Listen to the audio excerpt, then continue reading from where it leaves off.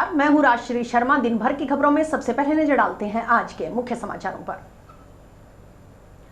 Community को जोड़ने पर ही नशा रोकने के लिए हो सकेंगे बेहतर प्रयास, बोले Pankaj Chaudhary. Community policing SP बोले, यूथ को कम्युनिटी पुलिसिंग के साथ जोड़कर पुलिस की छवि को बेहतर करने का प्रयास।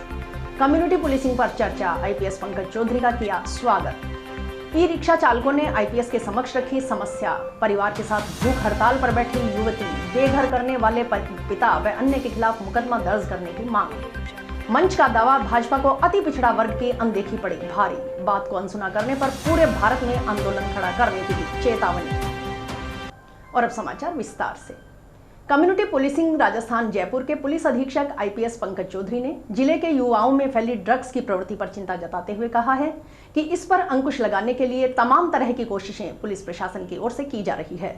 पुलिसिंग में लोगों को शामिल करने के साथ नशे की प्रवृत्ति पर कहीं न कहीं अंकुश लगेगा। इसके लिए जागरूकता भी जरूरी है। कम्युनिटी को जोड़ने पर इसमें बेहतर प्रयास हो सकेंगे। आईपीएस पंकज चौधरी ने जिला पुलिस की ओर से नशे के खिलाफ की जा रही कार्रवाई के लिए हनुमानगढ़ एसपी की सराहना की। जिले के दौरे पर आए आईपीएस पंकज चौधरी ने मीडिया से बात करते हुए बताया कि पुलिस मुख्यालय के निर्देशानुसार जिलों में जाकर भ्रमण किया जा रहा है। इसके साथ ही कम्युनिटी पुलिसिंग विंग को मजबूत करने के लिए कम्युनिटी पुलिसिंग के यूनिट की ओर से किए जा रहे कार्यों की जानकारी ली जा रही है। थानों के स्वागत कक्ष किस प्रकार से क्रियान्वित किए जा रहे हैं, आदर्श थाना अपनी एसओपी के अनुसार संचालित हो रहे हैं या नहीं, यह देखा जा रहा है। यूथ को कम्युनिटी पुलिसिंग के साथ जोड़कर पुलिस की छवि को बेहतर करने का प्रयास किया जा रहा है। इसके अलावा भारत सरकार की योजना है कि बॉर्डर के 5 जिलों के लोगों तक पुलिस की अच्छी सकारात्मक पहुंच हो। पुलिस इन जिलों के सीएलजी सदस्यों, ग्राम रक्षक, पुलिस मित्रों के बीच जाकर उन्हें सक्रिय प्रभावी कर उपयोग में ले। एक सवाल के जवाब में पंकज चौधरी ने बताया कि ऐसे लोगों को चिन्हित कर नया सीएलजी मेंबर बनाया गया है जो पुलिस के लिए उपयोगी साबित हो सकते हैं। कई जगह पुलिस की ओर से सीएलजी मेंबर का अच्छा उपयोग भी किया जा रहा है। पुलिस और पब्लिक के बीच का व्यवहार सही नहीं होने के मुद्दे पर आईपीएस पंकज चौधरी ने कहा कि इसमें कम्युनिटी पुलिसिंग काफी बड़ी भूमिका अदा करता है। पुलिस की छवि कहीं अच्छी और कहीं बुरी है, उसे बेहतर करने का काम पुलिसिंग से जुड़े लोग ही करते हैं। मुख्य मकसद में कुछ समय जरूर लगेगा। देखिए, पुलिस मुख्यालय के द्वारा पूरे प्रदेश में कम्युनिटी पुलिसिंग को लेके जो दिशा निर्देश हैं उसमें राजस्थान के जितने भी सीएलजी मेंबर्स हैं, पुलिस मित्र हैं, ग्राम रक्षक हैं, स्टूडेंट पुलिस कैडेट योजना है, इसके अलावा भारत सरकार और राज्य सरकार की जो फ्लैगशिप योजनाएं हैं वो बड़ा महत्वपूर्ण रोल प्ले करती हैं पुलिस और जनता के बीच में संबंधों को मजबूत करने में, पुलिस की छवि को बेहतर करने में। पुलिस मुख्यालय के निर्देशों के अनुसार डिस्ट्रिक्ट वाइज जाके हम लोग विजिट कर रहे हैं और साथ में कम्युनिटी पुलिसिंग को के विंग को मजबूत करने के लिए जो हमारी कम्युनिटी पुलिसिंग की यूनिट है जिसमें एडिशनल एसपी हेडक्वार्टर और एक हमारी टीम है वो किस प्रकार का काम कर रही है, थानों के जो स्वागत कक्ष हैं वो किस प्रकार से क्रियान्वित किए जा रहे हैं, परिवादियों की सुनवाई प्रॉपर तरीके से हो रही है नहीं हो रही है। इसके अलावा जो आदर्श थाना पुलिस मुख्यालय के एसओपी के तहत बनाई गई है वो आदर्श थाना अपने एसओपी के माध्यम के अनुरूप संचालित हो रहे हैं नहीं हो रहे हैं, इन तमाम बिंदुओं को लेते हुए जो विभिन्न तरह के नवाचार हैं, जन सहभागिता है और जो यूथ को, बच्चों को, महिलाओं को, बच्चियों को जिनको कि कम्युनिटी पुलिसिंग के साथ जोड़ते हुए किस प्रकार से पुलिस की छवि को बेहतर कर सकते हैं, उनका सहयोग ले सकते हैं, ये सारे प्रयास किए जा रहे हैं। इसके अलावा अभी कुछ समय पहले भारत सरकार की योजना है कि जो बॉर्डर के जो 5 डिस्ट्रिक्ट हैं उन डिस्ट्रिक्ट में भी लोगों तक पुलिस की एक पहल अच्छी हो, सकारात्मक पहल हो। वहाँ के जो कम्युनिटी पुलिसिंग से विभिन्न से संबंधित लोग हैं, सीएलजी हैं, कम्युनिटी पुलिस मित्र हैं, ग्राम रक्षक हैं, उनके बीच जाके पुलिस जो है उनको सक्रिय करे, उनको प्रभावी करे और उनको उपयोग में ले सके। जो है तो क्या लॉ एंड ऑर्डर का इशू है, इसके अलावा पुलिस एडमिनिस्ट्रेशन का इशू है। मुझे लगता है कि हनुमानगढ़ चूंकि एक बॉर्डर का जिला है और अभी तमाम लोग कानून व्यवस्था की ड्यूटियों में लगे थे, अब समय है जब इसमें फील्ड पे जाके लोग काम करेंगे जो है। और कम्युनिटी पुलिसिंग इसमें बहुत मेजर रोल प्ले करता है जिसमें कि कम्युनिटी के लोग ही वो पुलिस के साथ जुड़ते हैं, पुलिस को मदद करते हैं जो है, और पुलिस की छवि है जो कहीं अच्छी है कहीं बुरी है उसको बैलेंस करने का प्रयास करते हैं जो है। तो मेन जो मकसद है उस मकसद में थोड़ा समय जरूर लगेगा। और हनुमानगढ़ में जैसे कुछ इश्यूज हमको कल मिले जिसमें कि ड्रग्स को लेके बड़ा इशू था कि बच्चे यहाँ के शिकार हो रहे हैं, ड्रग्स जो है वो जमीन के हर कोने तक पहुँच चुका है, तो उसको रोकने के लिए तमाम तरह के जो प्रशासन पुलिस के द्वारा कोशिशें की जा रही हैं उसमें कम्युनिटी पुलिसिंग को कैसे हम उपयोग में ले सकते हैं। लोगों को जब इसमें शामिल करेंगे तो जो नशे की जो प्रवृत्ति है उस पर कहीं ना कहीं अंकुश लगेगा। उसके लिए कई तरह के चौतरफा प्रयास करने पड़ेंगे, ना सिर्फ अवेयरनेस बल्कि बच्चों तक जा जाके, उनके स्कूलों तक, कॉलेजेस तक, उनके घरों तक जा जाके उनको बताना पड़ेगा। एक दिवसीय दौरे पर हनुमानगढ़ पहुंचे कम्युनिटी पुलिसिंग राजस्थान जयपुर के पुलिस अधीक्षक आईपीएस पंकज चौधरी का श्री अन्नपूर्णा आध्यात्मिक सेवा समिति की ओर से पुलिस ऑफिसर्स मेस में माला पहनाकर स्वागत किया गया। समिति सदस्यों ने अध्यक्ष दुर्गा प्रसाद शर्मा व सचिव प्रदीप पाल के नेतृत्व में कम्युनिटी पुलिसिंग को लेकर आईपीएस के साथ चर्चा की। समिति की ओर से चलाए जा रहे अभियानों की जानकारी दी। आईपीएस पंकज चौधरी ने समिति के सेवा कार्यों की सराहना की। समिति अध्यक्ष दुर्गा प्रसाद शर्मा ने बताया कि आईपीएस पंकज चौधरी नशे की मुहिम में समिति के साथ पूर्व से जुड़े हुए हैं। समिति की ओर से उनके मार्गदर्शन में नशे के खिलाफ मुहिम चलाई जा रही है।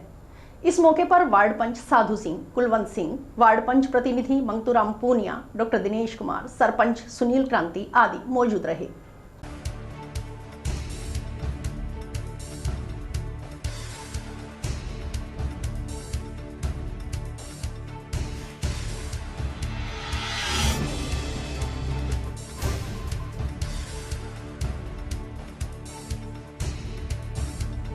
राजस्थान के दबंग आईपीएस पंकज चौधरी साहब का हनुमानगढ़ में 2 दिवसीय दौरा था।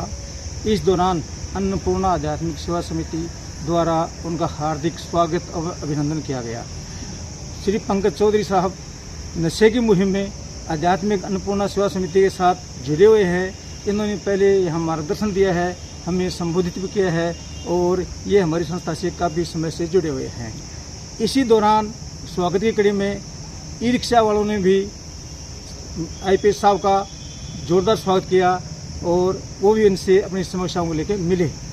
अन्नपूर्णा आध्यात्मिक सेवा समिति द्वारा जो क्रियाविधि कार्यविधि चलाए जा रहे हैं, जो अभियान चलाए जा रहे हैं, उसके बारे में उनको विस्तृत रूप से बताया गया।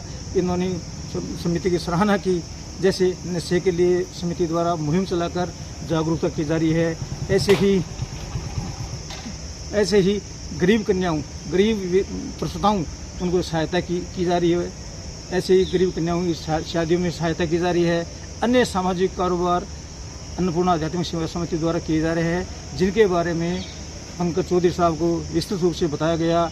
उन्होंने समिति की बड़ी सराहना की। शहर के ई रिक्शा चालकों ने एक दिवसीय दौरे पर हनुमानगढ़ पहुंचे कम्युनिटी पुलिसिंग राजस्थान जयपुर के पुलिस अधीक्षक आईपीएस पंकज चौधरी से मुलाकात कर अपनी समस्या रखी। ई रिक्शा यूनियन प्रधान कतर सिंह ने बताया कि हनुमानगढ़ शहर में करीब 1500 ई रिक्शा संचालित है जो हर रोज चलते हैं, लेकिन ई रिक्शा ठहराव के लिए कोई स्थायी प्रशासन की ओर से निर्धारित नहीं किया गया है। इसकी वजह से यातायात पुलिसकर्मी चालान काट देते हैं। टेम्पो चालकों के साथ भी सवारी को लेकर आपस में विवाद होता रहता है। इस कारण ई रिक्शा चालक परेशान है। उन्होंने बताया कि इस समस्या का समाधान करवाने के लिए जिला कलेक्टर व जिला परिवहन अधिकारी को कई बार ज्ञापन सौंपे, पर समस्या का कोई समाधान नहीं हो पाया।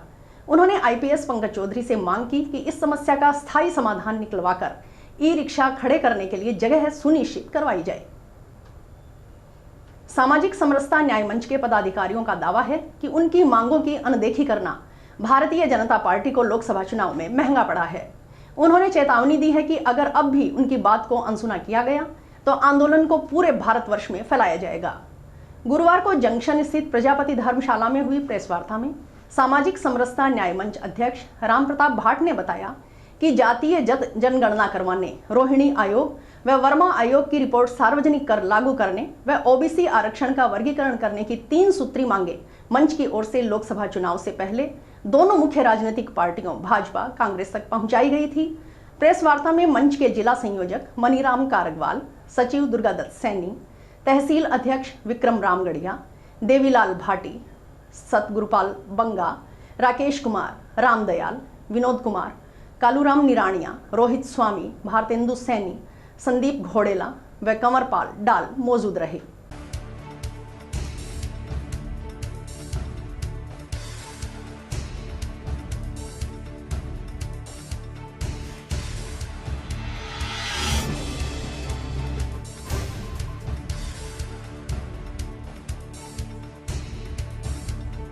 आज प्रेस कॉन्फ्रेंस पीछे लोकसभा चुनावों के अंदर 16 अप्रैल को प्रेस वार्ता कर बीजेपी के विरोध के अंदर और जो कांग्रेस ने हमारे मूल पिछड़ा वर्ग के जो मुद्दे थे उनको अपने मैनिफेस्टो में शामिल किया।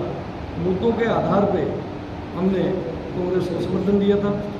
बीजेपी का विरोध इसलिए किया, उन्होंने मूल ओबीसी अति पिछड़ा वर्ग का जो है कहीं भी सूद नहीं लिया। इन्होंने जवाब दिया, कहीं भी इन लोगों ने मैनिफेस्टो में इनका नाम लेना उचित नहीं समझा और इसे उचित नहीं समझा। इसके खिलाफ सक्षम जाति जाट जाति के पक्ष के अंदर जाकर के सीएम भरतपुर के अंदर 15 अप्रैल को एक सभा के दौरान अपने वक्तव्य में आरक्षण की गारंटी दे के आते हैं उनको। उस गारंटी का हमने प्रतिकार किया और उसका विरोध किया। विरोध स्वरूप जो है परिणाम आज पूरे राजस्थान के अंदर परिवर्तन हुआ है। हमने हमारी वोट की चोट से जो है इनको जवाब दिया है। हमारे 3 मुद्दे थे। जातिगत जो जनगणना थी, आरक्षण का वर्गीकरण था, रोहिणी आयोग की रिपोर्ट सार्वजनिक की जाए, ये हमारे 3 विषय थे। इन विषयों को लेकर के हम निरंतर पिछले 1 साल से संघर्ष करते आ रहे हैं और राजस्थान सरकार को, केंद्र सरकार को समय समय पर अवगत करवाया, लेकिन इन लोगों ने हमारी एक नहीं सुनी और जिसका परिणाम आज हमारे सबके सामने है।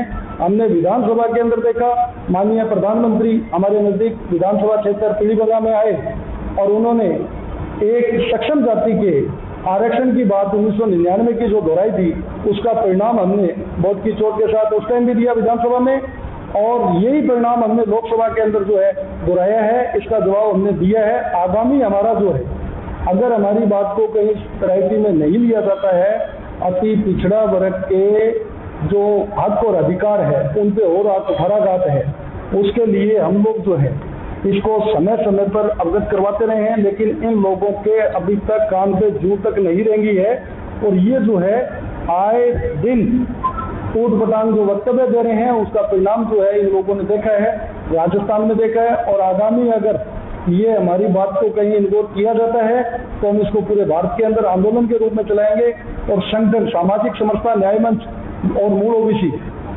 इसके साथ साथ वंचित जितने वर्ग हैं, वो चाहे SC के ST के हैं, जो भी हैं, हम उनके हक और अधिकारों के लिए तैयार रहेंगे। सामाजिक समरसता न्याय मंच आगामी पूरे राजस्थान के अंदर कार्य करेगा और इस आंदोलन को पूरे राजस्थान में खड़ा करेगा। सरकारें नहीं मानती है तो उनको घुटनों के बल पर लाने के लिए हम जैसा भी होगा उस प्रकार से संघर्ष करेंगे। अभी माननीय प्रधानमंत्री जी के नाम से 2-4 दिनों में हम ज्ञापन प्रेषित करेंगे और हमारा कोई किसी पार्टी से द्वेष भावना नहीं है। हम तो हमारे हक और अधिकारों की बात कर रहे हैं।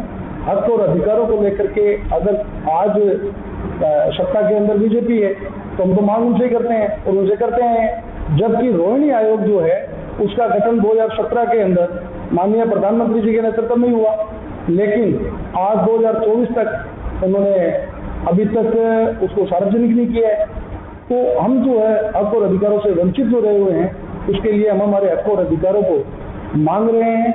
इसमें हमारे कोई दो राय नहीं है। हमारे कोई हितैषी ना तो कांग्रेस है ना बीजेपी है, लेकिन हमने इस बार लोकसभा चुनावों के अंदर जो वोटिंग की है वो मुद्दों के आधार पे हमने चूरू और गंगानगर पूरे राजस्थान में जहां हमने संदेश दिया वहां से परिणाम तो आया ही है। जिले के सभी आंगनवाड़ी केंद्रों पर गुरुवार को आंगनवाड़ी कार्यकर्ता व अभिभावक मीटिंग का आयोजन किया गया।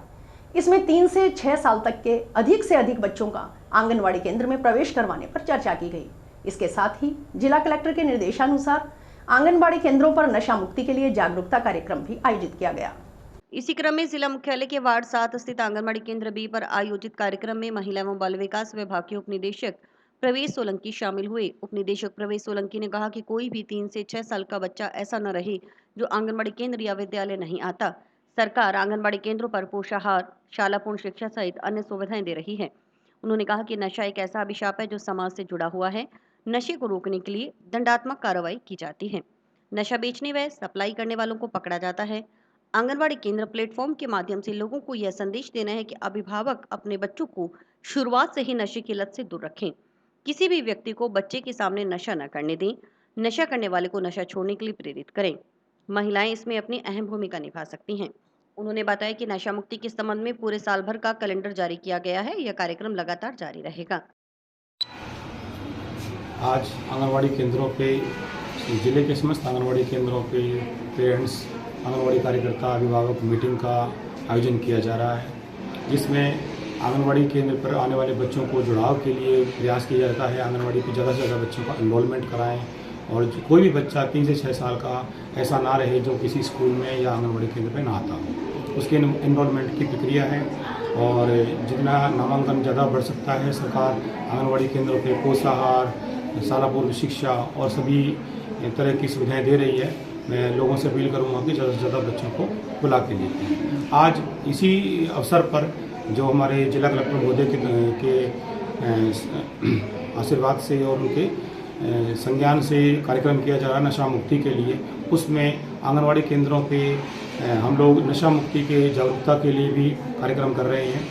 जहां एक तरफ जो नशा मुक्ति का कार्यक्रम दंडात्मक तरीके से रोकने की कार्रवाई की जाती है, जिसमें कि हम लोग कोशिश करते हैं कि लोग बाग नशा ना लें, नशे करने वालों को, बेचने वालों को पकड़ा जाए, वो दूसरी कार्रवाई हो गई। लेकिन जो मेन क्योंकि एक नशा एक ऐसी अभिशाप है जो कि समाज से जुड़ा हुआ है, तो आंगनवाड़ी केंद्रों के प्लेटफॉर्म के माध्यम से लोगों को ये मैसेज दिया जाता है कि आप लोग बच्चे से ही बच्चों को शुरुआत से ही बच्चों को नशे की लत से दूर रखें। केंद्र वार्ड नंबर 7B पर नशा मुक्ति अभियान के अंतर्गत एक प्रोग्राम किया गया, जिसमें डीडी सर आए और उन्होंने नशा छोड़ने और लोगों को जागरूक करने के लिए महिलाओं को प्रेरित किया। गांव कोहला में प्रतिदिन सुचारू रूप से पानी उपलब्ध करवाने एवं जल जीवन मिशन योजना में हुए भ्रष्टाचार की जांच करवाने की मांग के संबंध में ग्रामीणों ने गुरुवार को जिला कलेक्ट्रेट में विरोध प्रदर्शन कर जिला कलेक्टर को ज्ञापन सौंपा। हमारी मांगे पूरी करो, कोला गांव को पानी दो, पानी दो, कोला गांव को पानी दो, पानी दो, पानी दो, हमारी मांगे पूरी करो, पूरी करो, पूरी करो। ग्रामीण राजकुमार यादव ने बताया कि गांव कोहला में जन स्वास्थ्य अभियंत्रिकी विभाग की ओर से पेयजल की सप्लाई की जा रही है। घरों तक पर्याप्त मात्रा में पानी नहीं पहुंच पा रहा। ग्रामीण पानी के टैंकर मंगवाने को मजबूर हैं। पानी नहीं पहुंचने का सबसे बड़ा कारण पुरानी पाइप लाइनों का जर्जर होना है। उन्होंने बताया कि केंद्र सरकार की महत्वपूर्ण योजना जल जीवन मिशन के तहत करोड़ों रुपए ग्राम पंचायत को मिले थे।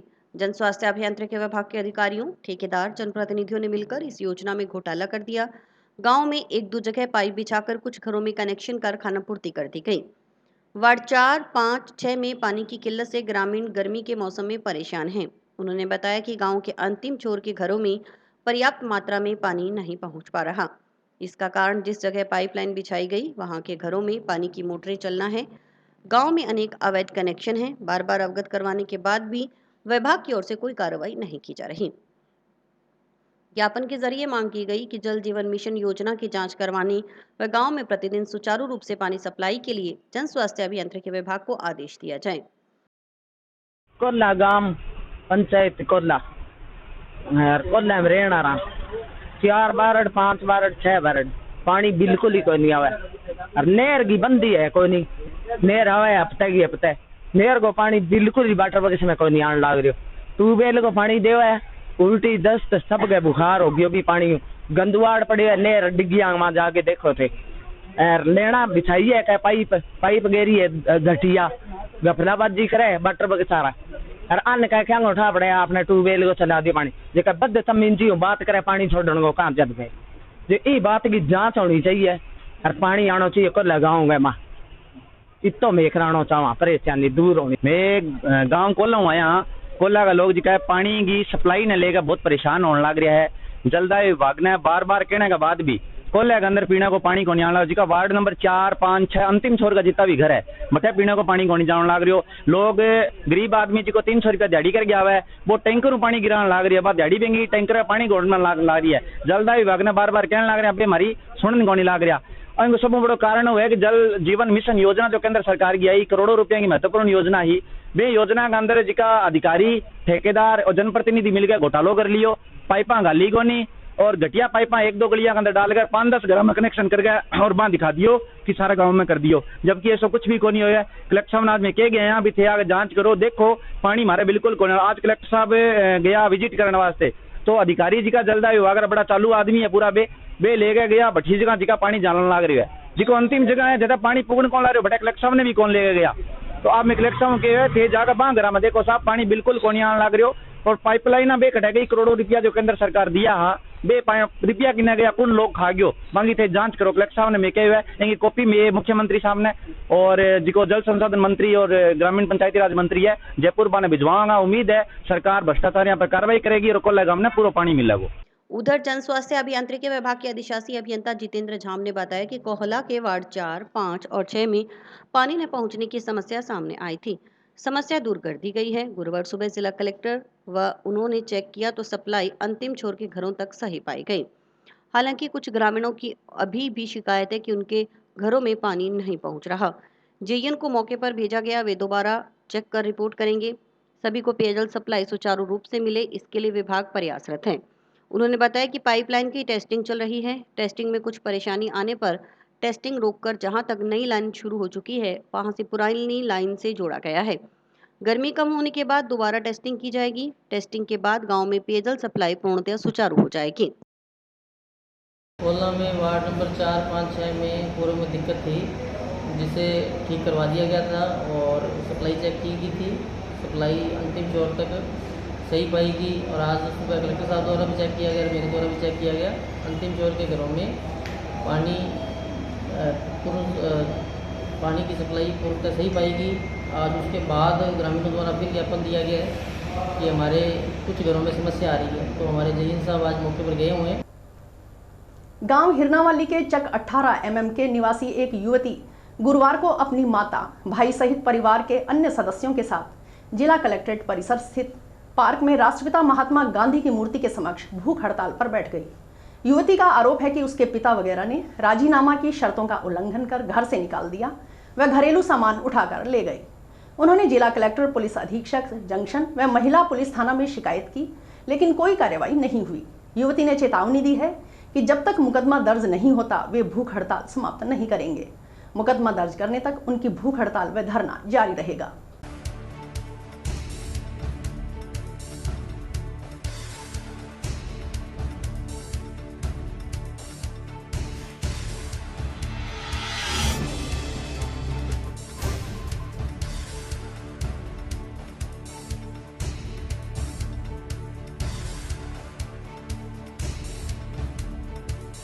सर, मेरे परिवार ने टोटल 8 लोग थे, मेरे पिताजी और मेरे फूफा और बुआ, और उन लोगों ने मेरे साथ मारपीट करके मेरे भाई और मम्मा के साथ हमें घर से निकाल दिया।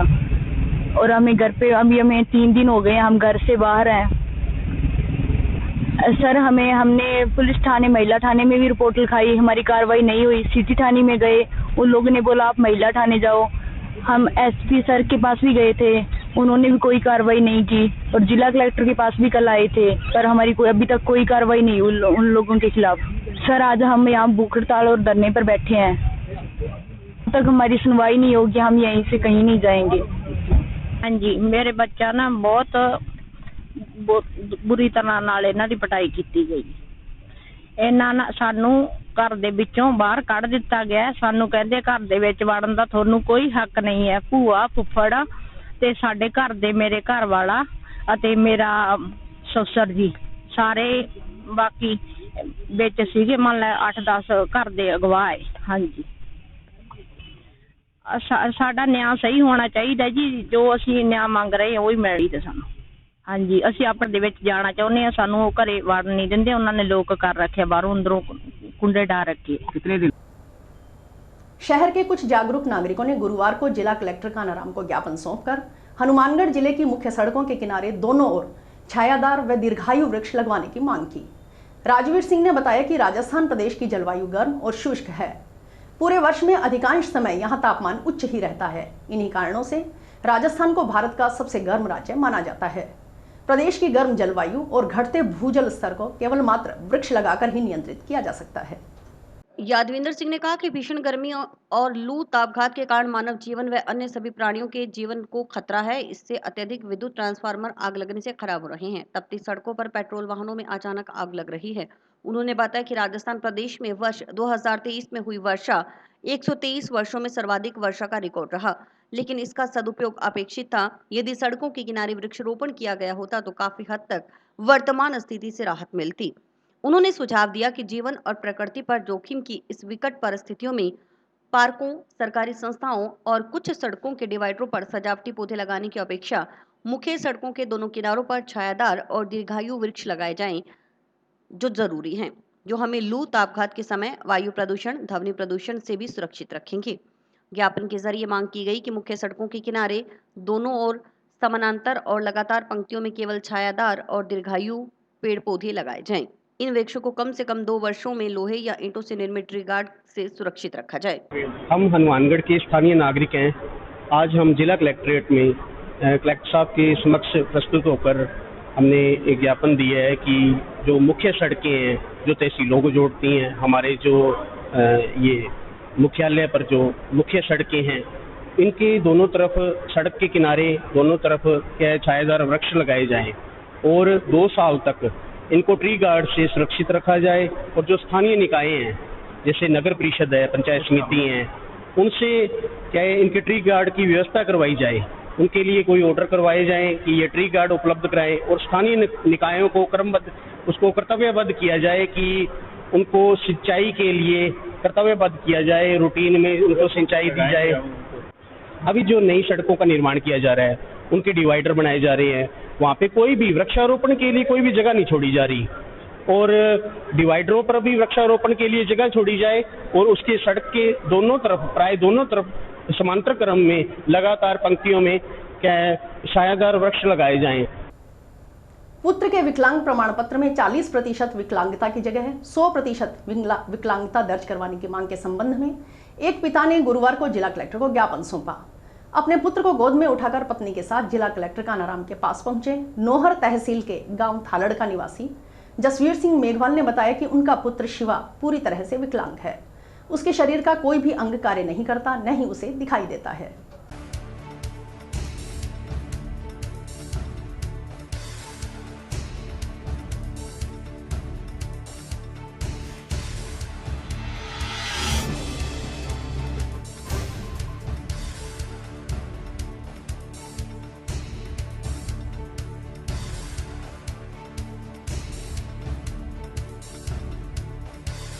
वो बोल रहे हैं कि 40% ही बनेगा।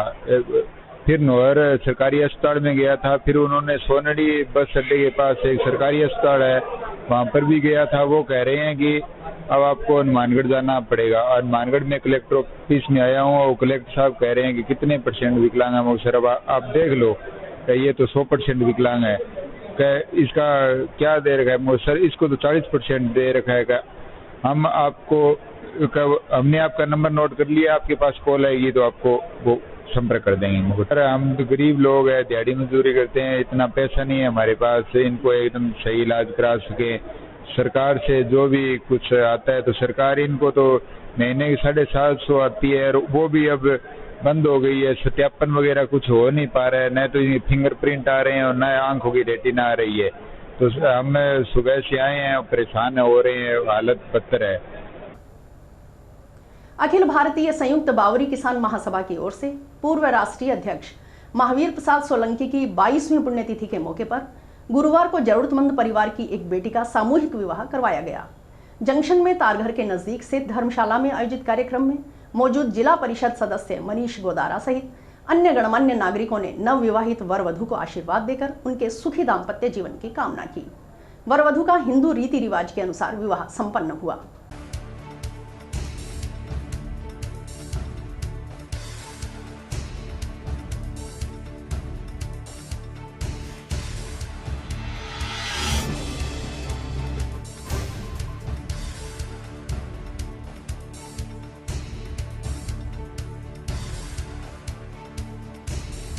मुख्य अतिथि हमारे मनीष जी सोलंकी जिला परिषद सदस्य हनुमानगढ़ रहे हैं और हमारी समाज हमारी सभा महासभा का शोभा बढ़ाई है। हम इनका तहे दिल से शुक्रिया करते हैं और हमारी कोशिश यही रहेगी कि भाई जो गरीब परिवार से के अंदर ये दिक्कतें आती है, भाई बच्ची की शादी कैसे की जावे। हम ये चाहते हैं भाई ज़्यादा से ज़्यादा फार्म भरे जाएं, लोग आवेदन करें और हम बच्चियों को शादी करें। और आज हमारी इस महासभा में लोगों ने वृक्ष लगाने का, अंधविश्वास त्यागने का, नशा त्यागने का भी संकल्प किया है, जो एक सराहनीय है। आज बावरी महासभा की ओर से बेटी की शादी यहाँ पे करवाई गई है और सबसे बड़ा पुण्य काम बेटी का कन्यादान करना सबसे बड़ा पुण्य काम होता है। समाज की ओर से हमेशा हर साल यहाँ पे बेटियों की शादी की जाती है। एक बेटी की जब शादी होती है परिवार में तो उसके 1 या 2 परिवार होते हैं। जब यहाँ पे समाज में और पूरी संस्था जब किसी बेटी की शादी करती है तो हजारों इसके पेरेंट्स, इसके परिवार के सदस्य बन के बेटी को आशीर्वाद देने के लिए आए हैं और हमारा सौभाग्य है कि अध्यक्ष जी रविंद्र जी बावरी ने आज हमें यहाँ पे बुलाया बेटी को आशीर्वाद देने के लिए। और बेटियों से मैं तो यही एक उम्मीद करूंगा कि हर घर की बेटी अच्छे पढ़े और अच्छा परिवार का नाम रोशन करे और उच्च पदों पे जाए, अपने परिवार का, अपने समाज का नाम रोशन करे। और इसी के साथ समाचार समाप्त हुए। रोजाना देखते रहिए समाचार। नमस्कार।